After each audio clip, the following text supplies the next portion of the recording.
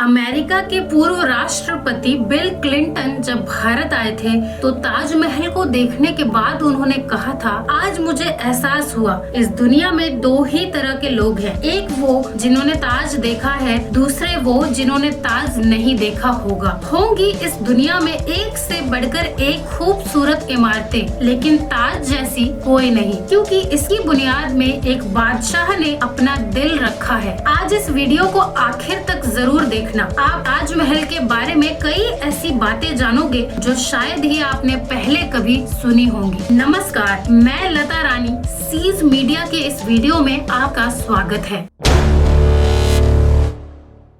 हजारों टूरिस्ट जो ताजमहल देखने आते हैं वो ये नहीं जानते कि जो वो सामने देख रहे हैं वो ताजमहल का पिछला हिस्सा है। दरअसल जो शाही दरवाजा है वो नदी के किनारे दूसरी तरफ है। आज ज्यादातर टूरिस्ट ताज को वैसा नहीं देख पाते जैसा कि शाहजहां चाहते थे। मुगल काल में ताज तक पहुंचने के लिए नदी ही मुख्य रास्ता थी। यह एक तरह का हाईवे था। बादशाह और उनके शाही मेहमान नाव में बैठकर आते थे। नदी के किनारे एक चबूतरा हुआ करता था। नदी बढ़ती गई और वह चबूतरा धीरे धीरे नष्ट होता गया। बादशाह और उनके मेहमान उसी चबूतरे से ताज आया करते थे। ये कहा जाता रहा है कि शाहजहां ने ताजमहल बनाने वाले मजदूरों के हाथ कटवा दिए थे, लेकिन ये बात एक अफवाह जैसी लगती है क्योंकि इस बात का कोई प्रमाण मौजूद नहीं है। बहुत से इतिहासकारों का मानना है कि शाहजहां ने मजदूरों और कारीगरों को जिंदगी भर की पगार देकर उनसे ये करारनामा लिखवाया था कि वो ऐसी कोई भी इमारत दोबारा नहीं बनाएंगे। ताजमहल की जो चार मीनारें हैं यह बिल्कुल सीधी नहीं खड़ी हैं, बल्कि चारों बाहर की ओर हल्की झुकी हुई हैं और इन्हें ऐसा ही बनाया गया था ताकि भूकंप जैसी आपदा आने पर अगर यह गिरते भी हैं तो बाहर की ओर ही गिरे और मुख्य मकबरे को कोई नुकसान न पहुंच सके। कुतुब मीनार को भारत की सबसे ऊंची मीनार कहा जाता है, लेकिन शायद आपको जानकर हैरानी होगी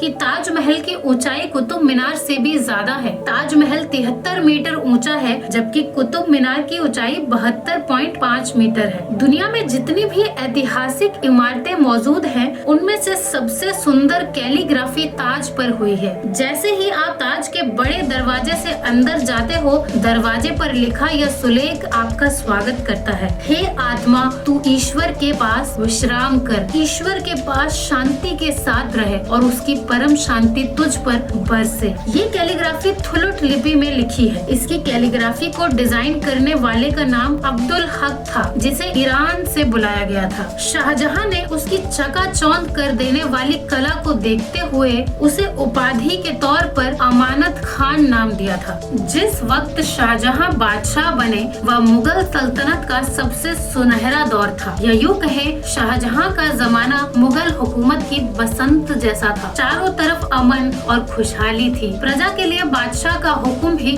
सबसे ऊंचा होता था। शाहजहां की बादशाहत में लड़ाइयाँ नहीं होती थी। वह जबरदस्त शान और शौकत, ऐशो इशरत का दौर था। बादशाह को बड़ी बड़ी इमारतें बनवाने का शौक था। उन्होंने मुगल वास्तुकला के साथ भारत के प्राचीन इतिहास को मिला दिया था। ऐसी भव्य इमारत दुनिया ने पहले कभी नहीं देखी थी। इसके लिए सफेद संगमरमर राजस्थान के मकराना से लाया गया था। जेड और क्रिस्टल चीन से मंगवाया गया था। लेपिस लाजुली अफगानिस्तान से आया था। टर्कोइस तिब्बत से, जैस्पर पंजाब से, सफायर श्रीलंका से और कार्निलियन अरब से आया था। कुल मिलाकर ऐसे ही 28 किस्म के बेशकीमती रत्नों को सफेद संगमरमर में जड़ा गया था। इन सब चीजों को विदेश से आगरा लाने के लिए 1000 से भी ज्यादा हाथी इस्तेमाल किए गए थे। ताजमहल आज से करीब 400 साल पहले 1631 में बनना शुरू हुआ था और यह 22 साल बाद 1653 में पूरा हुआ। इसका निर्माण 20,000 कारीगरों और मजदूरों ने किया था। वास्तुकला का इससे शानदार नमूना दुनिया में दूसरा कोई भी नहीं है। ताजमहल के निर्माण के लिए हर चीज को हीरे की तरह परख कर चुना गया था। ताजमहल की दीवारों पर जो नक्काशी है, इसकी तकनीक इटली के कारीगरों से सीखी गई थी। उज्बेकिस्तान के बुखारा से संगमरमर को तराशने वाले कारीगर बुलाए गए थे। ईरान से संगमरमर पर कारीगरी करने वाले सैनिक आए थे और पत्थर को तराशने के लिए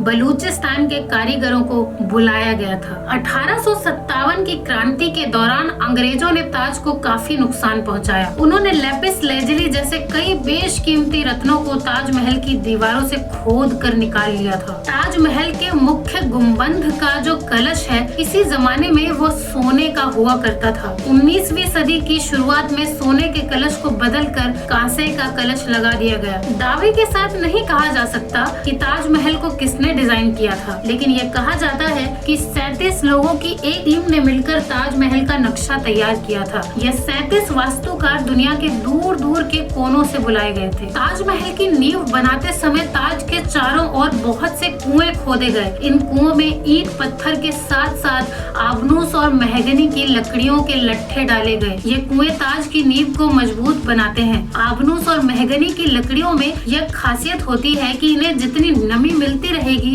या उतनी ही फौलादी और मजबूत रहेंगी, और इन लकड़ियों को नमी ताज के पास बहने वाली यमुना नदी के पानी से मिलती है। यमुना के पानी का स्तर हर साल घट रहा है और लकड़ियों में नमी की कमी आ गई है। यही वजह है कि सन 2010 में ताजमहल में दरारें देखने को मिली थी। 1653 में जब ताज बनकर तैयार हुआ था, उस समय इसके निर्माण की कीमत करोड़ों में आकी गई थी। उसी हिसाब से अगर आज हम ताज को बनवाना चाहें तो कम से कम 57 अरब 60 करोड़ रुपए लगेंगे। 1989 में एक भारतीय लेखक P.N. ओक ने एक किताब लिखी थी जिसका नाम था ताजमहल द ट्रू स्टोरी। इस किताब में उन्होंने कई तर्कों के साथ ये दावा किया था कि ताजमहल मकबरा बनने से पहले एक शिव मंदिर था और जिसका नाम था तेजो महल। सन 2000 में P.N. ओक ने अपनी बात को सिद्ध करने के लिए ताज की साइट खोदने के लिए सुप्रीम कोर्ट को अर्जी दे डाली थी, जिसे बाद में सुप्रीम कोर्ट ने रद्द कर दिया। आर्कियोलॉजिकल सर्वे ऑफ इंडिया के मुताबिक ताजमहल कभी एक शिव मंदिर था, इस बात के कोई सबूत नहीं है, बल्कि शाहजहां ने ताज को बनवाया था, इसके प्रमाण ही इतिहास के पन्नों में मिलते हैं। एक कहानी प्रसिद्ध है कि शाहजहां यमुना नदी के दूसरी तरफ काले संगमरमर से ऐसा ही एक और काला ताजमहल बनाना चाहते थे। कहा जाता है कि शाहजहां मुमताज की तरह अपने लिए भी एक मकबरा बनाना चाहते थे, लेकिन इससे पहले कि वो काला ताजमहल बनवा पाते, औरंगजेब ने उनको कैद खाने में डलवा दिया। लेकिन इतिहासकार कहते हैं कि यह बाद में बनाई गई मनगढ़ंत कहानियां हैं। जिस जगह शाहजहां के काला ताज बनवाने की बात कही जाती है, वहाँ कई बार खुदाई की जा चुकी है, लेकिन ऐसा कोई सबूत नहीं मिला जिससे यह पता चले कि शाहजहां काला ताज बनवाना चाहते थे। ताजमहल का डिजाइन हुमायूं के मकबरे से प्रेरित दिखता है। हुमायूं शाहजहां के परदादा थे। उनका यह मकबरा हिंदुस्तान में आगे बढ़ने वाली कई मुगल इमारतों के लिए प्रेरणा बना। वर्ल्ड वॉर 2 में सरकार ने मकबरे के चारों ओर बांस का घेरा बनाकर सुरक्षा कवच तैयार करवाया था, जिससे हवाई बमबाजों को भ्रमित किया जा सके और यह जर्मन और जापानी हवाई हमलों से सुरक्षा प्रदान कर पाए। 1965 और 1971 के भारत पाकिस्तान युद्ध के समय भी यही किया गया था। कई देशों में ताजमहल की नकल पर बनी इमारतें आज भी मौजूद है, जैसे चीन, बांग्लादेश और कोलंबिया, और ऐसी एक इमारत तो भारत में भी मौजूद है, बीवी का मकबरा। यह इमारत महाराष्ट्र के औरंगाबाद में है। इसे मुगल बादशाह आजम शाह ने अपनी माँ दिलरस बानो बेगम की याद में 17वीं सदी के